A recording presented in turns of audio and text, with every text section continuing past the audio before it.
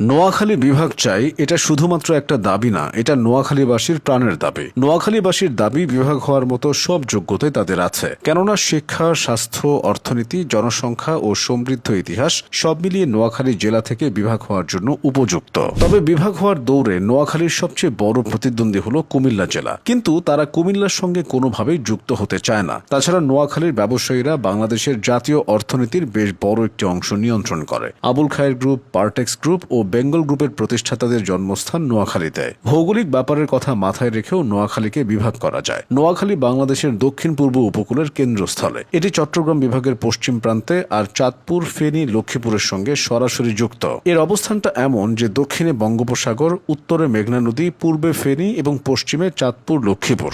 এত বিস্তৃত যোগাযোগ ব্যবস্থা আর অর্থনৈতিক গুরুত্ব থাকা সত্ত্বেও প্রশাসনিক কেন্দ্র চট্টগ্রামে হওয়ায় অনেক দাপ্তরিক কাজ দূর থেকে করতে হয়। তাই আলাদা বিভাগ হলে প্রশাসনিক কার্যক্রম আরও কার্যকর হবে। এদিকে চট্টগ্রাম বিভাগ এখন অতিরিক্ত বড়। চট্টগ্রাম, কক্সবাজার, ব্রাহ্মণবাড়িয়া, ফেনী, চাঁদপুর, লক্ষ্মীপুর, নোয়াখালী, বান্দরবান, খাগড়াছড়ি, রাঙামাটি সব মিলিয়ে এক বিশাল প্রশাসনিক বোঝা। তাই চট্টগ্রাম বিভাগকে বিভক্ত করা দীর্ঘদিন ধরেই আলোচনায় আছে। আর নোয়াখালী অঞ্চল প্রশাসনিকভাবে সবচেয়ে উপযুক্ত কেন্দ্র হতে পারে। এসব দাবি নিয়ে 2010-11 সালে কিছু শিক্ষার্থী বিক্ষিপ্তভাবে নোয়াখালী বিভাগ চাই আন্দোলনটি শুরু করে। এরপর 2012 সালে নোয়াখালী বিভাগ বাস্তবায়ন সমন্বয় কমিটি সে আন্দোলনের সাথে আনুষ্ঠানিকভাবে যুক্ত হয়। এরপর থেকে তারা রাজধানী ঢাকা ও নোয়াখালীতে তাদের দাবি নিয়ে আলোচনা সভা, মানববন্ধন ও শান্তিপূর্ণভাবে আন্দোলন করে আসছে। ইতিহাস ঐতিহ্যের দিক থেকে নোয়াখালী অনন্য। নোয়াখালী জেলার প্রাচীন নাম ছিল ভুলুয়া, আর নোয়াখালী সদর থানার আদি নাম সুধারাম। ইতিহাসবিদদের মতে একবার ত্রিপুরার পাহাড় থেকে প্রবাহিত নদীর পানিতে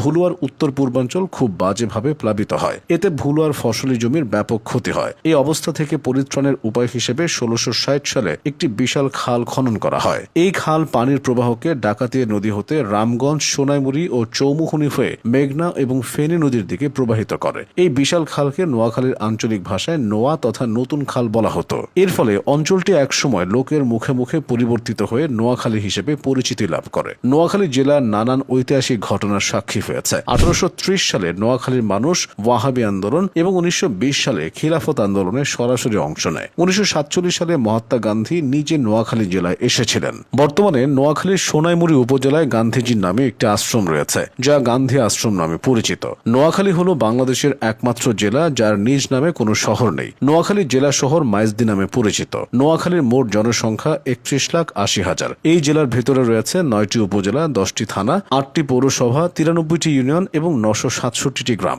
নোয়াখালী জেলার সাক্ষরতার হার 69.5%। এই জেলায় একটি করে বিজ্ঞান ও প্রযুক্তি বিশ্ববিদ্যালয়, সরকারি মেডিকেল কলেজ এবং টেক্সটাইল ইঞ্জিনিয়ারিং কলেজ রয়েছে। এছাড়া এই জেলায় 1243টি প্রাথমিক বিদ্যালয়, 289টি মাধ্যমিক বিদ্যালয় এবং 35টি কলেজ আছে। শিক্ষার পাশাপাশি অর্থনৈতিকভাবেও নোয়াখালী শক্ত অবস্থানে আছে। নোয়াখালীর অর্থনীতি মূলত কৃষি নির্ভর। এখানকার 80% মানুষ কৃষি পেশার সঙ্গে যুক্ত। তাই আঞ্চলিক জিডিপির প্রায় 40% আসে কৃষি খাত থেকে। দেশের অনেক বড় বড় রাজনৈতিক ব্যক্তিত্বের জন্ম হয়েছে নোয়াখালীতে। তাছাড়া বড় বড় লেখক, অভিনেতা ও খেতাবপ্রাপ্ত মুক্তিযোদ্ধাদের অনেকেই নোয়াখালীর সন্তান। বাংলাদেশের মহান মুক্তিযুদ্ধেও এই জনপদের বাসিন্দারা ভূমিকা রেখেছে। 1971 সালের 22 এপ্রিল পাকিস্তানি বাহিনী প্রথমে নোয়াখালী সদর উপজেলায় প্রবেশ করে। এরপর 1971 সালের 7 ডিসেম্বর নোয়াখালী জেলা স্বাধীন হয়। ইতিহাস, ঐতিহ্য ও আধুনিকতায় নোয়াখালী পিছিয়ে নেই। তাই তাদের জেলা থেকে বিভাগ করার দাবির যৌক্তিকতা আছে বলে বিশিষ্টজনরা মনে করেন।